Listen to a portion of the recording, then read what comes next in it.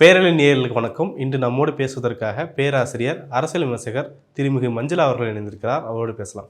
Ma'am வணக்கம். Ma'am, நேற்று நாடாளுமன்றத்தில் நடந்த விவகாரத்தை பற்றி பார்த்துருப்பீங்க. 2 கட்சியினரும் போராட்டம் பண்ணாங்க. அதில் வந்துட்டு ராகுல் காந்தி தள்ளி விட்டார் அப்படின்னு சொல்லி ஒரு எம்பி தலையில் அடிபட்டு ஹாஸ்பிட்டலில் இருக்கிறாரு. இன்னொரு பக்கம் பார்க்கும்போது ஒரு பெண் எம்பி, நாகாலாந்தை சேர்ந்த ஒரு பெண் எம்பி அவர் என்கிட்ட பக்கத்தில் க்ளோஸாக என்கிட்ட கத்த முயற்சி கத்தினார் அப்படின்னு சொல்லி நாடாளுமன்றத்தில் பேசி நோட்டீஸும் கொடுத்துருக்குறாங்க. இந்த விஷயத்தெல்லாம் எப்படி பார்க்கலாம்? அம்பேத்கர் அவமதிச்சான்னு சொல்லி ஆரம்பித்த போராட்டம் இப்படி நிற்கிது, அதை எப்படி பார்க்கலாம்? இப்போது ஒரு பெண் எம்பி இருக்கிற ஒரு இடத்துல ஒரு ஆண் அவங்க எந்த பதவியாக இருக்கலாம், இல்லை எந்த கட்சியை சார்ந்தவர்களாக இருக்கலாம், பயமுறுத்துகிற மாதிரி வர்றது அப்படின்றது நம்ம என்றைக்குமே ஏற்புடைய செய்தியாக நம்ம பார்ப்பது இல்லை. பெண்கள் பொதுவெளிகளில் வரும்பொழுது இந்த மாதிரியான அச்சுறுத்தலை தான் தொடர்ச்சியாக சமுதாயம் கொடுத்துக்கிட்டு இருக்கு. ஏன்னா அவங்க வரக்கூடாது அப்படின்றதுக்காக. இப்போ இந்த அடிப்படையில் இந்த நடந்த இந்த இதை நம்ம பார்க்கும் பொழுது அப்படி தான் நடந்ததா? உண்மையிலேயே காங்கிரஸை சார்ந்த ராகுல் காந்தி அவர்களுக்கு அந்த மாதிரியான ஒரு மோட்டிவ் இருந்ததா, ஒரு இன்டென்ஷன் இருந்ததா? ஏன்னா இதுக்கு முன்னாடி நாடாளுமன்றத்தில் அவர் ஒரு தகாத செயலை செய்ததாக சொல்லப்பட்டுச்சு. என்னன்னா, பெண்கள் இருக்கக்கூடிய அந்த அவையில் பறக்கும் முத்தத்தை கொடுத்துட்டாரு அப்படின்னாங்க.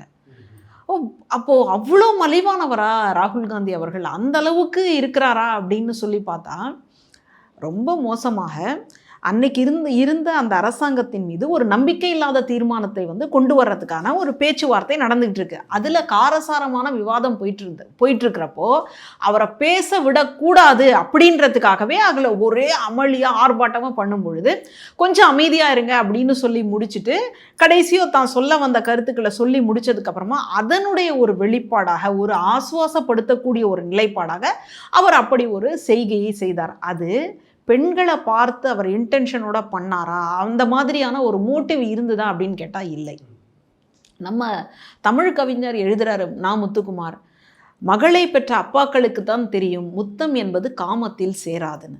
அப்போது அந்த முத்தத்தை நீங்கள் எந்த இடத்துல பயன்படுத்துகிறீங்க, எந்த மாதிரியான நோக்கத்தில் பயன்படுத்துகிறீங்க அப்படின்றது இருக்குது. இதையெல்லாம் புரிஞ்சுக்காம வேணும்ட்டே அங்கே ஒரு சர்ச்சையை உருவாக்க வேண்டும் அப்படின்றதுக்காக ராகுல் காந்தி அவர்கள் பெண்கள் இருக்கக்கூடிய சபையில் இந்த மாதிரி அநாகரிகமாக நடந்துக்கிட்டார் அப்படின்னு பேசுனாங்க. நமக்கு கூட திடீர்னு கேட்கும் பொழுது என்னடா இந்த அளவுக்கு போயிடுச்சேன் அப்படின்னு பார்த்தா முழுமையாக அந்த பிரச்சனை என்னன்னு கேட்டதுக்கு அப்புறமா தான் நமக்கு புரிஞ்சுது. இப்போ இன்றைக்கும் அப்படியே எடுத்து பாருங்கள். நாகாலாந்தில் சார்ந்த ஒருத்தர், ஒரு பெண், அதுலேயும் அவங்க தான் தலித்துன்னு வேற சொல்கிறாங்க. ஒடுக்கப்பட்ட நிலைகள்லன்னு பார்க்கும் பொழுது பெண் அப்படின்றது பாலியல் ரீதியான ஒரு ஒடுக்குமுறை, அடுத்தது தலித் என்பது சாதிய ரீதியான ஒடுக்குமுறை. 2 ஒடுக்குமுறை இருக்கக்கூடிய ஒரு நபர் இன்னைக்கு பொதுவெளிகளில் இந்த அளவுக்கு பங்கேற்கும் பொழுது அவர்களை நீங்கள் இந்த மாதிரி அதுவும் சுயமரியாதைக்கு குறைவாக நடத்திட்டாங்கன்னு வேற சொல்கிறாங்க. என்னுடைய சுயமரியாதையே அவங்க அசைச்சு பார்த்துட்டாங்க அப்படின்னு. அப்போ சுயமரியாதைக்கு குறைவாக ஒரு பெண்ணை நடத்துகிறார் அப்படின்னு சொல்லும்போது நமக்கெல்லாம் எப்படி இருக்குது? ஒரு பெண்ணாக நான் அதை பார்க்குறேன். ஏன் ராகுல் காந்தி அவர்களுக்கு இந்த மாதிரியான ஒரு சூழல் ஏற்பட்டுச்சு? சரி, அப்படின்னா அந்த நடந்ததுக்கான எவிடன்ஸ் வேணும், ஆதாரம் வேணும். அது ஒரு முட்டுச்சந்தோ இல்லை யாரும் இல்லாத ஒரு அனாதை தெருவோ கிடையாது. அது பாராளுமன்றத்தில் உங்களுக்கு படப்பிடிப்பு எடுக்கிறதுக்குனே ஊடகங்கள் வரும். அதை தாண்டி சிசிடிவி அப்படின்றது ஒன்று இருக்குது. அப்போ இதில் இருக்கக்கூடிய காட்சி பதிவுகளை நமக்கு வெளியிட்டாலே நமக்கு தெரிஞ்சிடும் அவர் பண்ணாரா இல்லையா. ஆக்சுவலாக அந்த மண்டை உடைஞ்ச சம்பவத்துக்குமே சிசிடிவி கேட்டுட்டு இருக்கிறாங்க, ஃபுட்டேஜ் கிடைக்கலன்றாங்க. ஆமாம், அது எப்படிங்க எல்லாத்துக்கும் கிடைக்குதான், அதுக்கு மட்டும் கிடைக்கல அப்படின்னு சொன்னால் எப்படின்னே நமக்கு புரியல. இப்போ இந்த இடத்துல இவங்களுக்குன்னு விட்ட இடத்த விட்டுட்டு இந்த பெண் எம்பி இருக்கக்கூடிய அந்த இடத்துல ராகுல் காந்தி அவர்கள் நின்னாங்க அப்படின்னு சொல்கிறது, பாஜகவினர் குற்றச்சாட்டுன்னு வைக்கணும் அப்படின்னா அவங்களால எந்த குற்றச்சாட்டை வைக்க முடியுதுன்னு கேட்டால் இந்த மாதிரி ஆதாரமற்ற குற்றச்சாட்டுகளை தான் வைக்க முடியும். ஏன்னா இதற்கு ஆதாரம் அப்படின்னு கேட்கும்போது நான் தப்பாக நினச்சிட்டேங்க அப்படின்னு சொல்லிட்டு நீங்கள் போயிடலாம். அப்போது அந்த மாதிரியான ஒரு குற்றச்சாட்டுகளை தான் இவங்க வைக்கிறாங்க. இதை எப்படி இருக்குது அப்படின்னு சொன்னால், பொது வழிகளில் ஒருத்தர் மேலே எந்த குற்றத்தையும் நீங்கள் சொல்ல முடியாது அப்படின்னா ரொம்ப ஈஸியாக சொல்லக்கூடிய ஒரு குற்றம் என்னென்னா, என்ன இவங்க தப்பாக பயன்படுத்தினாங்க, என்ன இவங்க தவறாக பார்த்தாங்க. இன்றைக்கி சொல்கிறேனே, நான் ஒரு பெண்ணாக இருக்கிறேன், இருந்தாலும் நான் சொல்ல வேண்டிய ஒரு கட்டாயம் இருக்குது. நாடாளுமன்றத்திலையும் இந்த மாதிரியான ஒரு குற்றச்சாட்டை அவங்க பதிவு செஞ்சிட்டாங்களோ அப்படின்னு எனக்குள்ள ஒரு ஐயம் வருது. ஏன் ஐயம் வருது அப்படின்னு கேட்டால், எனக்கு இன்னும் அதுக்கான ஆதாரத்தை அந்த அரசாங்கமோ அல்லது அந்த நபரோ இன்னும் வெளிப்படுத்தவே இல்லை. இந்த அளவுக்கு அறிவியல் வளர்ந்துருக்கக்கூடிய இன்னைக்கு சூழலில் ஏதாவது ஒரு சிசிடிவியோ அல்லது யாராவது ஒருத்தர் மொபைலை வச்சு எடுத்திருப்பாங்க இல்லையா, அது எதுவுமே இல்லை அப்படின்னா அப்போது இந்த குற்றச்சாட்டு என்பது முகாந்தரமற்ற ஒரு குற்றச்சாட்டாக தான் நான் பார்க்குறேன். இப்போ தான் சமீபத்தில் இன்னும் அந்த இது கூட வடு கூட காயலை, அந்த காயம் கூட இன்னும் ஆறலை. பெங்களூரில் ஒருத்தர் ஏஐ தொழில்நுட்பத்தில் சிறப்பு வாய்ந்த ஒருத்தர், ஆதுல் சுபாஷ்னு சொல்லக்கூடியவர், கல்யாணமாகி ஒரு குழந்தைய பெற்று தன்னுடைய மனைவி வந்து சித்திரவதை பண்ணுறாங்க அப்படின்றதுனால அதை தாங்கி கொள்ள முடியாமல் தற்கொலை முறைக்கு போயிட்டார். அந்த பெண் தரப்பில் என்ன சொன்னாங்க என்ன அப்படின்றது இன்னும் கூட பெரிய குழப்பமாக தான் இருக்குது. ஆனால் ஒரு ஆணுக்கு வந்து இந்த இந்திய நாட்டில் பாதுகாப்பு இல்லை அப்படின்னு சொல்லி அவர் அழுத அந்த கண்ணீர் விட்டு கதறிய அந்த எல்லா வாக்குமூலங்களையும் அவருடைய கைப்பட எழுதிய அந்த கடிதங்களையும் எல்லாம் பார்க்கும் பொழுது அது அப்படியே இந்த இடத்துல ராகுல் காந்தி அவர்களுக்கு பொருத்தி பார்க்க போகிறோமோ அப்படின்ற ஒரு நிலை தான் எனக்கு வந்து தோணுது. ஏன்னா ராகுல் காந்தி அவர்கள் இந்த மாதிரி ஒரு கீழ்த்தரமான ஒரு நிலைப்பாட்டில் ஆசை உடையவராக இருந்திருந்தால் இந்த இடத்துக்கு அவரால் வந்திருக்க முடியாது. ஏன்னா விழுந்து விட்ட ஒரு காங்கிரஸ் கட்சியை இன்னைக்கு வந்து ஒரு தூக்கி நிறுத்தி அந்த காங்கிரஸினுடைய ஒரு முகமாக ராகுல் காந்தி அவர்கள் மாறி இருக்கிறார் அப்படின்னு சொன்னால் அவருடைய மனசு இந்த மாதிரியான சலனத்துக்கு ஆசைப்படுமா அப்படின்னு கேட்டால் படாது. அடுத்தது தேர்தல் வாக்குறுதிகளாக அவர்கள் சொன்ன அந்த விஷயத்தை வந்து நம்ம கருத்தில் எடுத்து பார்க்கணும். பார்த்தா எல்லாமே சமூக நீதி சார்ந்து, அதுலேயும் பெண்களுக்கு வந்துட்டு ஏழ்மை உடைய பெண்களுக்கு அவங்களுக்கு மாதந்தோறும் இந்த அளவுக்கு வந்து நாங்கள் வசதி செய்து கொடுத்து அவங்கள கை தூக்கி விடுறோம் அப்படின்னு பேசக்கூடிய ஒரு நபர், அதை வாக்குறுதியாக கொடுக்கக்கூடிய ஒரு நபர் ஒரு எம்பியாக இருக்கக்கூடிய இன்னொரு பெண்ணுக்கு இப்படி ஒரு அச்சுறுத்தலாக மாறுவாரா அப்படின்றத ஒவ்வொருத்தரும் மனசாட்சியோட யோசிச்சு பார்க்கணும் அப்படின்னு தான் நான் நினைக்கிறேன். இன்னொரு பக்கம் என்ன சொல்கிறாங்கன்னா, ராகுல் காந்தி ஏற்கனவே தகுதி நீக்கம் பண்ணியிருக்கிறாங்க. அதே மாதிரி இப்போ ஒரு குற்றச்சாட்டு முன் வச்சு தகுதி நீக்கம் பண்ணியோ இல்லை அவரை செயல்பட வேணாமல் பண்ணலாமோ அப்படிங்கிற பிளானை வந்து பண்ணுறாங்க அப்படின்ற ஒரு வார்த்தை முன்வைக்கப்படுது. இது எப்படி பார்க்கலாம்? அதுக்காக தான் இந்த வேலையே வந்து நடந்துகிட்ருக்கு. இப்போ யோசிச்சு பாருங்கள், இன்றைக்கி ஒவ்வொருத்தரும் இந்தியாவுக்குள்ளே இருக்கக்கூடிய நபர்களில் எத்தனை பேர் இரவில் வந்து சாப்பிடாமல் தூங்க போகிறாங்க அப்படின்றத புள்ளி விவரத்தை எடுத்து பாருங்கள். எத்தனை லட்சக்கணக்கான மக்களுக்கு இரவில் உணவே கிடைக்கல, அதனால் அப்படியே வந்து தூங்க போகிறாங்க. இவ்வளவு ஒரு வறுமை நிறைந்திருக்கக்கூடிய இந்த மண்ணில் நாடாளுமன்றத்தில் ஒரு கூட்டத்தொடர் நடக்குது அப்படின்னா மக்களை பற்றி பேசாமல், அரசியல் சட்டத்தை பற்றி பேசாமல் இந்த மாதிரி இவங்க அமளி துமளியில் இறங்கியிருக்கிறாங்களே, இவங்களெல்லாம் என்ன சொல்கிறது? இவங்களை எதுக்காக நம்ம வந்து ஓட்டு போட்டு அந்த நாடாளுமன்றத்துக்கு அமைச்சிருக்கிறோம்? அப்போது மக்கள்லாம் முட்டாளுன்னு நினைக்கிறாங்களா, இல்லை மக்கள் வந்து எதுக்கும் உதவ மாட்டாங்க, எதை பண்ணாலும் சரின்னு போவாங்க அப்படின்னு நம்பிக்கிட்டு இருக்குதா என்னன்னே தெரியல. அங்கே என்ன ஒரு விவாதம் எழுப்பப்பட்டது அப்படின்னு சொன்னால் அரசியலமைப்பு சட்டம் குறித்த ஒரு விவாதம். அப்போ அந்த விவாதத்தை ஆரோக்கியமாக எடுத்துட்டு போவீங்களா இல்லை வந்து வேற மாதிரியா திருப்புவீங்களா? இப்போ அந்த இடத்துல அம்பேத்கரை பற்றி பேசிட்டாங்க அப்படின்னு உள்துறை அமைச்சர் அமித்ஷா அவர்கள் ஒரு குற்றச்சாட்டு வைக்கிறார்.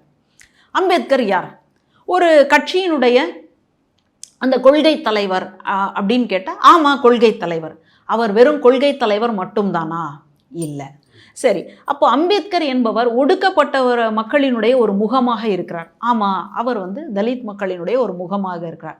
அப்போது அம்பேத்கர் என்பவர் தலித் மக்களினுடைய முகம் மட்டும்தானா? இல்லை. அப்போ அதை தாண்டி என்ன இருக்குது? இன்றைக்கி நான் ஒரு பெண்ணாக, நான் ஒடுக்கப்பட்ட சாதி கிடையாது, ஆனால் நான் இன்றைக்கி ஒரு பெண்ணாக இன்றைக்கி இந்த அளவுக்கு படிச்சிருக்கிறேன், இந்த அளவுக்கு இங்கே வந்திருக்கிறேன் அப்படின்னு சொன்னால் அம்பேத்கர், தந்தை பெரியார் போன்ற எத்தனையோ சீர்திருத்தவாதிகள் தான் காரணம். அப்படி இருக்கும் பொழுது அந்த அம்பேத்கர் என்கின்ற சொல்லை கூட நாடாளுமன்றத்தில் இவர்களால் கேட்க முடியலன்னா அப்போ அந்த சொல் ஏற்படுத்தக்கூடிய அதிர்வலை என்ன அப்படின்றத புரிஞ்சுக்கணும்.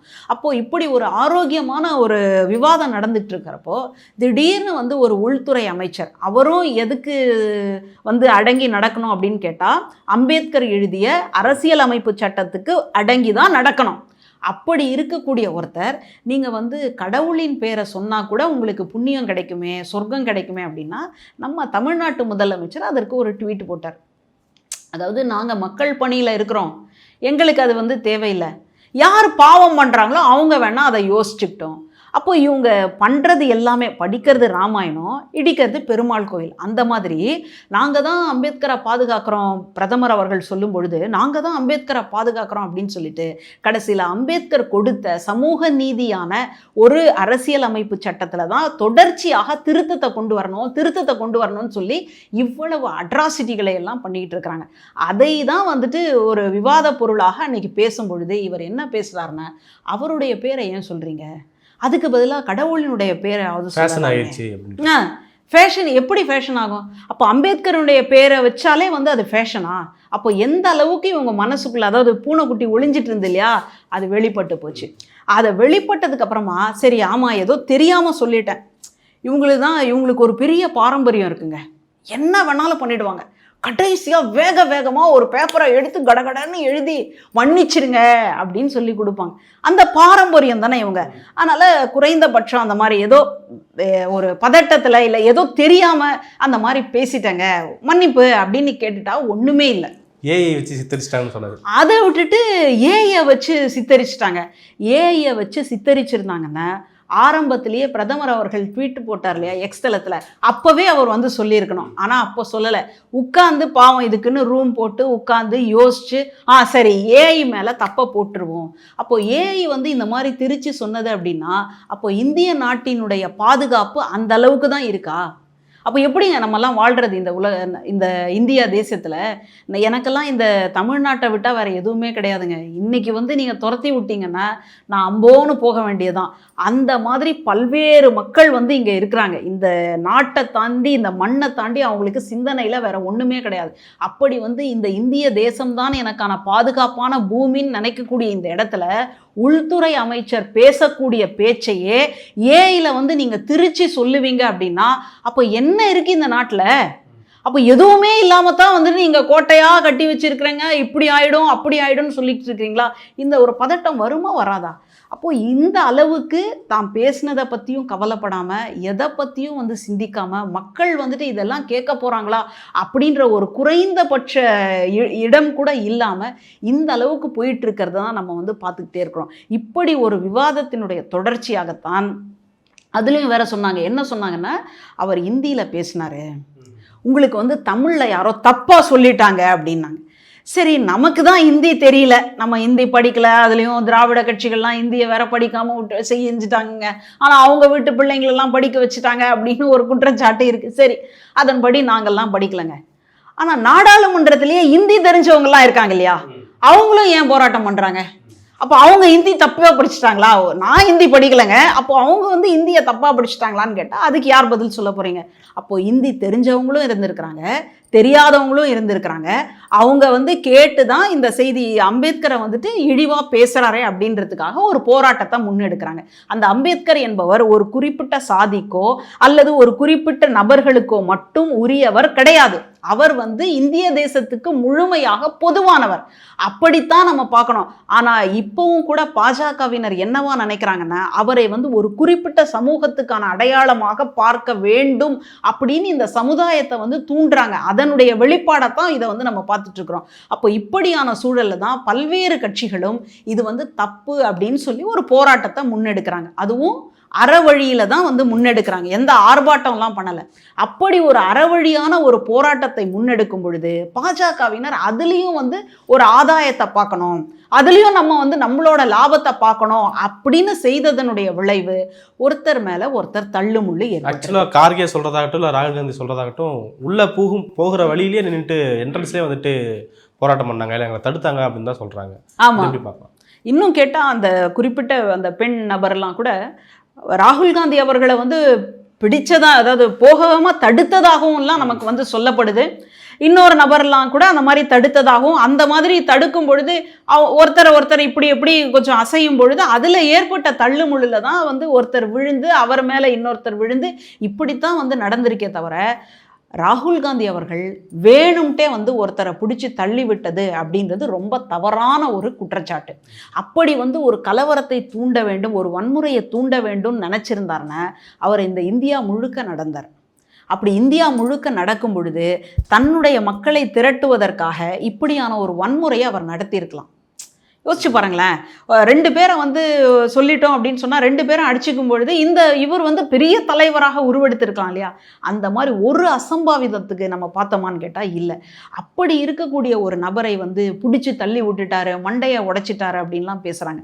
அந்த மண்டை உடைப்பட்ட நபர் யாருன்னு கொஞ்சம் யோசிச்சு பாருங்களேன். அவர் வந்துட்டு அந்த பாராளுமன்றத்துக்குள்ளேயே வேறு மாதிரியான ஒரு திசை திருப்பக்கூடிய கேள்விகளை எல்லாம் கேட்கக்கூடிய நபராக இருக்கிறாரு. சர்ச்சை சொல்லக்கூடிய கேள்விகளை கேட்கக்கூடிய ஒரு நபராக இருக்கிறாரு. இன்னும் கேட்டால் முன்னாடி வந்து ஒரு பாஸ்டர் வந்து வேனோட சேர்த்து வச்சாங்க. அப்போது ஒரு பாதிரியாரை வந்து அதுவும் பிள்ளைகளோட, நீங்கள் பாதிரியார் மேலே உங்களுக்கு கோபம் இருக்குது, ஆத்திரம் இருக்குது எல்லாம். ஆனால் அந்த பச்சை பிள்ளைங்க என்ன பண்ணாங்க அப்படின்னு தெரியல. அந்த குழந்தைங்களோட சேர்த்து எரித்த வரலாறு தான் அவருடைய வரலாறு அப்படின்னு சொல்லி பார்க்குறோம். இப்படிப்பட்ட ஒரு நபரை போய் யாராவது வன்முறையில் வந்து உட்படுத்துவாங்களா? அதுலேயும் ஒரு அன்பை, ஒரு மிக முக்கியமான சமூக நீதியை பேசக்கூடிய ஒரு தலைவர் அந்த மாதிரியான ஒரு வன்முறையில் இறங்குவாரா அப்படின்னு கேட்டால் வாய்ப்பே இல்லை. அப்படி ஒரு வாய்ப்பு இருந்திருக்கு. இல்லை, நம்ம சொல்கிறதுக்கெல்லாம் மாறி ராகுல் காந்தி அவர்கள் இன்றைக்கி இப்படி மாறிட்டார்னா அதற்கான ஆவணத்தை கொடுங்க அப்படின்னு தான் நம்ம கேட்குறோம். நம்ம யாரும் ஆவணத்தை வந்து கிழிச்சு போடுறதுக்கோ மறைச்சி போடுறதுக்கோலாம் இல்லை. அந்த ஆவணத்தை கொடுங்க, அதை பார்த்துட்டு நம்ம முடிவெடுக்கலாம். ஆனால் இவங்க என்ன பண்ணியிருக்கிறாங்கன்னா, இந்த வழக்கை வந்து சிபிஐக்கு மாற்றிருக்காங்க. இப்போ சிபிஐக்கு அந்த மாதிரி ஆவணங்கள்லாம் தேவைப்படுமா இல்லையா அப்படின்ற ஒரு கேள்வி இருக்குது. அதனால் இவங்க இன்றைக்கி பார்த்திங்கன்னா வெள்ளிக்கிழமை, அதனால் எது வேணாலும் நடக்கலாம் அப்படின்ற மாதிரி தான் இருக்குது. ஏன்னா இதுக்கு முன்னாடி ஒரு வரலாறு இருக்குது. மஹுவா மொய்த்ரான்னு ஒரு அம்மையார், அவங்க வந்து தொடர்ச்சியாக ஒரு கேள்வியை முன்வைக்கிறாங்க. என்ன மாதிரியான கேள்வி? அதானி அவர்களினுடைய குழுமத்துக்கு இந்த ஒன்றிய அரசு எந்த அளவுக்கு பறிஞ்சு ஓடி போய் வேலை பார்க்குது அப்படின்றத அவங்க தொடர்ச்சியாக அந்த கேள்வியின் வழியாக முன்வைக்கிறாங்க. அப்படி வைக்கப்பட்டதனாலேயே அந்த பெண்மணி என்னவா மாறினாங்க அப்படின்னா ஒரு ஊழல் மிக்க நபராக மாறிவிட்டார்கள். யார்கிட்ட இருந்து இந்த மாதிரி ஊழல், யார்கிட்ட இருந்து பணம் வாங்கினாங்க அப்படின்னு கேட்டால் இன்னொரு தொழிலதிபர் ஹிரானந்தானி, அவங்க கிட்ட இருந்து இவங்க வந்து பரிசு பொருள்களையும் பணமும் வாங்கியிருக்கிறாங்க அப்படின்னு பாஜகவில் இருக்கக்கூடிய இன்னொரு எம்பி வந்து சொல்லக்கூடிய அந்த குற்றச்சாட்டின் பேரில் அவர்களை வந்து அந்த தகுதி நீக்கம் செய்யப்பட்டு அந்த எம்பியிலேருந்தே வந்து எடுத்துட்டாங்கன்னு சொல்லி பார்க்கலாம். தகுதி நீக்கத்தெல்லாம் தாண்டி அந்த எத்திக்ஸ் கமிட்டிக்குள்ள அவர் கூட என்னெல்லாம் பேசுனீங்க, சேட் பண்ணீங்க அப்படின்ற ஒரு பர்சனலான விஷயத்தெல்லாம் கேட்டதாக சொல்லப்பட்டது. அதனால தான் அவங்க வந்து சுயமரியாதை காரணமாக வெளியேறி விட்டார்கள் அப்படின்லாம் பார்க்குறோம். அப்போது ஒரு பெண்ணை சமூக வெளிகளில் வரும்பொழுது அந்த பெண்ணை நீங்கள் என்னவா பார்க்குறீங்க அப்படின்றது தான் பாஜகவினுடைய மனநிலை. அந்த மனநிலையை தான் எடுத்துகிட்டு வந்து இன்றைக்கி தன்னுடைய எம்பியாக இருக்கக்கூடிய அந்த பெண் மீது சுமத்தி இந்த மாதிரி நீங்கள் வந்து ஒரு குற்றச்சாட்டை வைங்க, இந்த குற்றச்சாட்டுக்கு வந்து யாருமே ஒன்றும் தப்பவே முடியாது, இதுக்கு வந்து பெருசாக ஆதாரத்தை எல்லாம் எப்படி சொல்ல முடியும், இதை வந்து நான் பாதிக்கப்பட்டிருக்கிறேன் அப்படின்னு சொல்லி பேசிக்கலாம் அப்படின்னால அவங்களுக்கு என்னவா அவங்க பார்க்குறாங்களோ பெண்களை அதையே குற்றச்சாட்டாக மாற்றிருக்கிறாங்க அப்படின்றதான் இதை வச்சு நம்ம புரிஞ்சுக்கிறோம். அதனால் இதுக்கு முன்னாடி இப்படி ஒரு வரலாறு இருப்பதினால் இன்னைக்கு வந்து ஒரு வலுவான எதிர்க்கட்சி தலைவராக ராகுல் காந்தி அவர்கள் உருவெடுத்திருக்கிறதுனால இன்னைக்கு ஒரே நாடு ஒரே தேர்தல் அப்படின்றத வந்து இன்னைக்கு கொண்டு வர முடியாது அப்படின்ற ஒரு சூழல் இருக்கிறதுனால இன்னைக்கு கூட அதானியை பற்றியும் மணிப்பூரை பற்றியும் தொடர்ச்சியாக பேசிக்கொண்டே இருப்பதனால இவரை எப்படியாவது இங்கேருந்து தவிர்த்துட்டா இன்னும் கொஞ்ச நாளைக்கு ஜனங்க என்ன பண்ணுவாங்கன்னா ராகுல் காந்தி அவர்களை பற்றி மட்டுமே பேசிக்கிட்டு இருப்பாங்க. அப்போ நம்ம இந்த மாதிரியான வேலைகள் எல்லாம் சுலபமாக செஞ்சு முடிச்சிடலாம் அப்படின்னு ஒரு தப்பான கணக்கை ஒன்றிய அரசு போட்டுட்டு இருக்கிறதா தான் நான் நினைக்கிறேன். பொறுத்து வந்து பார்க்கலாம் மேம் என்ன நடக்குதுன்னு. நிறைய விஷயங்களை பகிர்ந்தீங்க. மிக்க நன்றி.